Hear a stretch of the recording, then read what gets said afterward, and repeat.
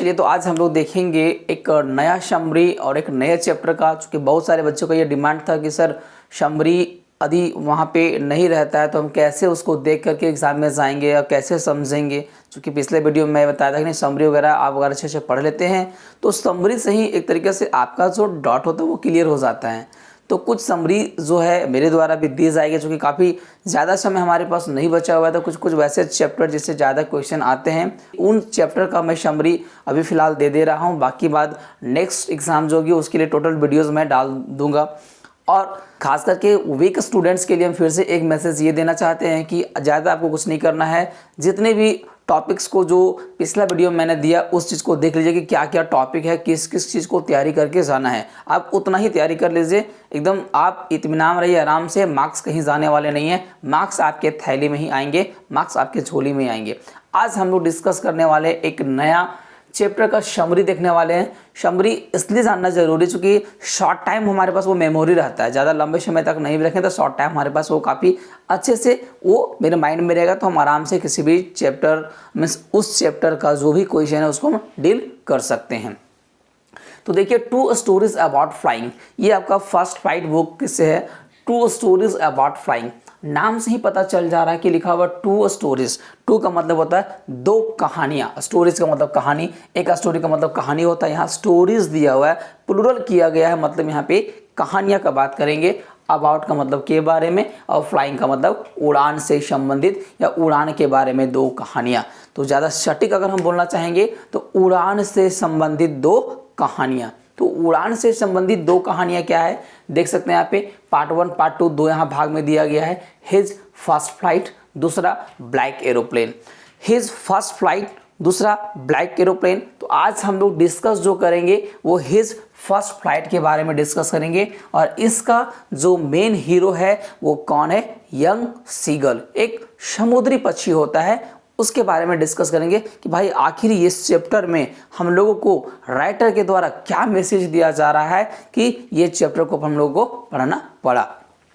सबसे पहले जानते हैं इसमें कैरेक्टर्स कितने हैं, कौन कौन मुख्य कैरेक्टर हैं। तो आप देख पा रहे हैं यहाँ लिखा हुआ है यंग सीगल, जो कि हीरो ऑफ द स्टोरी। इस कहानी का हीरो कौन है, आपका यंग सीगल है। उसके बाद यंग सीगल के माता पिता। नेक्स्ट क्या है, इसके यंग सीगल के 2 ब्रदर्स थे और एक कौन है, सिस्टर। कुल मिला के देखा जाए तो इसके फैमिली मेंबर में कितने लोग हैं, 6 लोग हैं। तो ये कहानी इन्हीं 6 लोगों के इर्द गिर्द घूमती है। लेकिन सबसे ज़्यादा जो स्टोरी रिवॉल्व करता है, घूमता है, वो हमारा यंग सीगल है। यंग सीगल एक समुद्री पक्षी है और यहाँ पे उड़ान से संबंधित कहानी इसी के ऊपर लिखी गई है। और ये उड़ान से संबंधित कहानियाँ क्या है वो समझते हैं। बात उन दिनों की है जब यंग सीगल का पूरा फैमिली एक चट्टान के ऊपर एक होल में, होल मतलब समझिए कि छिद्र में वो लोग रहा करते थे। एक समय की बात है, वो उसके पूरे फैमिली वाले में सभी लोग उड़ान भरने के लिए बाहर निकल चुके थे।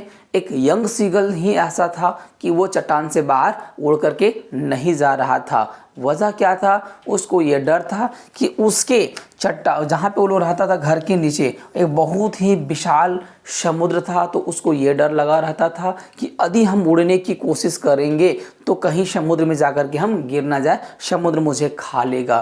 तो ये डर उसके मन में हो चुका था। और ये स्टोरी में एक मैसेज भी मिलती है, जो डर गया वो मर गया। तो मतलब डरना नहीं है। हर एक किसी को अपनी पहली उड़ान भरने से डर लगता है। हम लोग भी जब बच्चे थे तो याद कीजिए कि साइकिल जब चलाते थे तो बहुत ज़्यादा डर लगता था, कभी इधर गिर जाएंगे, कितना बार गिरे, कितना लगा होगा, क्या क्या हुआ होगा तो आप ही जान रहे हैं, ठीक है। तो यहाँ पे भी यंग सीगल को बहुत ज़्यादा डर लगता था कि हम उड़ेंगे, कहीं गिर गए, कहीं लग गया, क्या हो गया भाई, अगर मर गए तो फिर टाटा बाय बाय, हमारा ज़िंदगी ख़त्म हो जाएगा। इसी वजह से वो डर से उड़ता नहीं था। जबकि अगर देखा जाए तो इसकी छोटी बहन जो थी, इसके भाई जो थे, इससे छोटे थे पर इसके पंख से काफ़ी ज़्यादा उनके पंख छोटे थे, फिर भी वो लोग उड़ते थे और यंग सीगल उड़ता नहीं था। क्योंकि आप एक जानते हैं, यहाँ पे एक बोल सकते हैं कि डर एक ऐसा चीज़ है कि आदमी को कमज़ोर और बुज़दिल बना देता है। एक दो आप मूवी भी देखे होंगे, एक मूवी है शेरा, मिथुन का है, आप देखे होंगे। उसमें एक तरीके से मिथुन तो बंदिश बन जाता है, क्योंकि वो कसम खाया रहता है कि हम कभी खून नहीं करेंगे, लेकिन वहाँ पे उसकी जो वाइफ होती है वो बार बार दिखाते रहती है, ठीक है, डर के बारे में, कमज़ोर हो, बुज़दिल ऐसा करके। तो बाद में उसकी याददाश्त आती है, बाद में एक दिन वो फिर लड़ाई करना शुरू कर देता है। तो यहाँ पे भी यंग सीगल के साथ वही था, एकदम वो बहुत ही ज़्यादा डर गया था कि मेरे पंख नहीं काम करेगा, हम गिर जाएंगे, मर जाएंगे। तो उसके मम्मी पापा अपने, ठीक है, बेटों को और ये बेटी को उड़ान भरने के लिए, मीन्स उड़ने के लिए सिखा रहे थे कि हवा में कैसे उड़ा जाता है, विपरीत डायरेक्शन में कैसे उड़ेंगे, मछली को समुद्र में जाके हम कैसे पकड़ेंगे। तो इन प्रकार की एक्टिविटी को सिखा रहे थे और यंग सीगल चुपचाप आराम से उस लेज पे, उस किनारे पे बैठ करके देख रहा था और सोच रहा था। बहुत वो भी परेशान था, बहुत कोशिश करता था कि भाई उड़े नहीं जाएंगे, ठीक है। जैसे ही आगे जाता था और फिर वापस वहाँ से बैक आ जाता था डर से। जैसे वो नीचे देखता था ना तो एकदम इतना ज़्यादा उसको डर लगता था कि बेचारा वो परेशान हो जाता था, वापस फिर वो उसी होल में आ जाता था।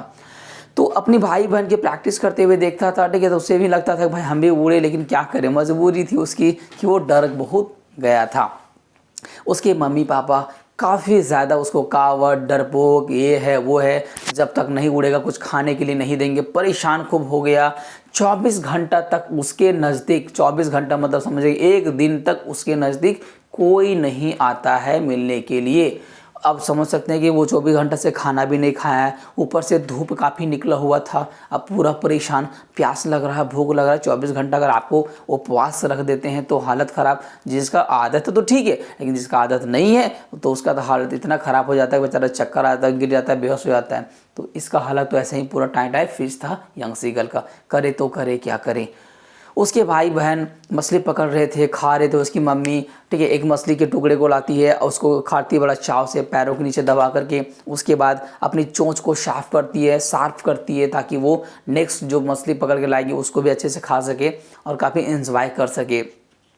उसको बहुत धमकी दिया गया, बहुत परेशान किया गया, लेकिन फिर भी वो उड़ने का नाम नहीं लिया। इतना डर था, इतना डर था कि वो उड़ने का कोई यहाँ पे उसको लग नहीं रहा था उड़ सकेंगे। सो एक बार क्या होता है कि उसकी मम्मी जाती है समुद्र से, एक मछली पकड़ती है और एकदम जस्ट उसके आगे ही की ओर जा रही थी। उसको लगा कि भाई अब तो मेरी मम्मी मेरे पास आ रही है, अब मुझे क्या देने वाली है, मछली देने वाली है, आराम से हम खाएंगे और एंजॉय करेंगे। उसको भी मन था कि वो भी पैरों के नीचे मछली के टुकड़ों को पकड़ करके एकदम पूरा फाड़ करके खा जाए, लेकिन कोई दे तब ना।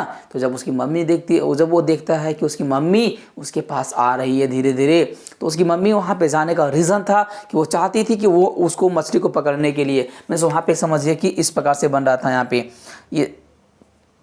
यहाँ पे इस प्रकार से एरो बन रहा था यहाँ पे कि यहाँ पे यंग सीगल, इसकी मम्मी यहाँ से जा रही है, ठीक है, यहाँ से इधर से उड़ते हुए गई, यहाँ से गई और यहाँ से उसकी मम्मी इधर कल्टी मार ली, मतलब उसके सामने नहीं जाती है। उसको लगा कि मेरी मम्मी मुझे देने के लिए आ रही है, लेकिन उसकी मम्मी वहाँ जैसे ही जाती है वहाँ से फिर, ठीक है, लेफ्ट मुड़ जाती है, वहाँ फिर साइड हो जाती है। अब वो जब क्या किया, इतना भूख था कि अब बोला भाई ऐसे भी मरना, भूख से भी मरना, ऐसे भी मरना, छलांग लगा दिया आराम से। तो जैसे वो देखा कि उसकी मम्मी अब, ठीक है, मछली के टुकड़े को लेकर उसकी ओर आ रही, मीन्स उसके ओर जा रही थी। अब वहाँ से उसकी मम्मी क्या करती है, लेफ्ट टर्न ले लेती है, वहाँ से साइड जाती है। अब बेचारा यंग सीगल सोचा ऐसे भी मरना, 24 घंटा से खाए भी नहीं, ऐसे भी मरना। वो आराम से क्या किया, छलांग लगा दिया। अब जैसे ही वो छलांग लगाया, छलांग लगाने के बाद भाई मरता क्या नहीं करता, ठीक है। चाहे ऐसे वैसे हम लोग भी कभी तालाब में तैरने के लिए गए होंगे, तो जब डूबते रहते हैं तो क्या करते हैं, फटाफट जैसे तैसे हाथ मारना शुरू, तैरना जाने या ना जाने मतलब नहीं है। वो भी वैसा ही करना शुरू कर दिया, पंख को फड़फड़ाना शुरू कर दिया, कभी आड़े तिरछे, कभी ऐसे कभी ऐसे, जैसे मन किया पूरा तैरा, मीन्स पूरा पंख फैलाया, पूरा उड़ने की कोशिश किया। अंततः बेचारा पूरा का पूरा थक गया। उसकी भूख तो 24 घंटा पहले से उसको लगा हुआ था, कुछ खाया भी नहीं था 24 घंटा से। अब जैसे तैसे पंख फैलाया तो भाई वो पूरा का पूरा क्या हो गया, थक गया। अब जैसे थका, अब वो लैंड करने की स्थिति में आ गया। अब लैंड करेगा तो कहाँ जाएगा, समुद्र में जाएगा। अब वो धीरे धीरे समुद्र की ओर जाना शुरू कर दिया। अब चिल्लाना शुरू कर दिया, बचाओ बचाओ बचाओ बचाओ बचाओ। अब तब तक उसके टोटल जितने फैमिली वाले थे सब लोग उसको सिखाने के लिए वहाँ पे आ चुके थे। उसके बाद वो फिर जैसा देखा भाई मेरे फैमिली वाले तो है, टेंशन नहीं है, चूँकि देखे होंगे कि अगर कोई व्यक्ति लड़ाई करता है, अगर वो सिंगल रहे तो थोड़ा बहुत बोल के निकल जाता है, लेकिन उसके पीछे अगर 4-5 लोग आ जाते हैं तो सीधा बोलता है हाँ आओ दिखा ऐसा करके, मतलब उसको सपोर्ट मिल जाता है। तो यंग सीगल को भी यहाँ एक सपोर्ट मिला कि चलो भाई मेरी फैमिली वाले अगल बगल में है, टेंशन नहीं है। वो कुछ देर तक फिर प्रैक्टिस किया, फिर उड़ा, अंततः वो थक करके समुद्र के पास चला गया और वो समुद्र में डूबना शुरू कर दिया। अब जैसे ही पंख फड़फड़ाएगा और ज़्यादा वो भीग जाएगा, अब भीगने के बाद उसको ऐसा लगा कि समुद्र मुझे क्या कर रहा है, खींच रहा है। अब उसके बाद उसके फैमिली वाले टोटल सब आ चुके थे उसको बचाने के लिए। अब सभी के सभी चले गए उसको बचाने के लिए, उसको फिर वहाँ से निकाल लिए और उसको वहाँ पे खाने के लिए मछली भी दिया गया। इस प्रकार से उसका अपना पहला उड़ान भर लिया। मतलब इस प्रकार से देखा जाए तो यंग सीगल अपना पहला उड़ान भर चुका था। तो ये होती है कि डर के आगे जीत है।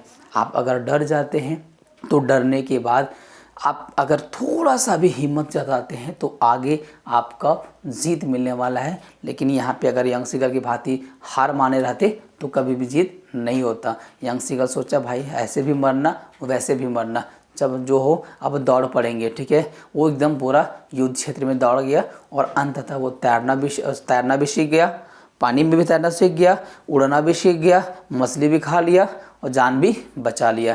तो इसलिए डरिए मत, कोशिश कीजिए, जो होगा लास्ट में देखा जाएगा।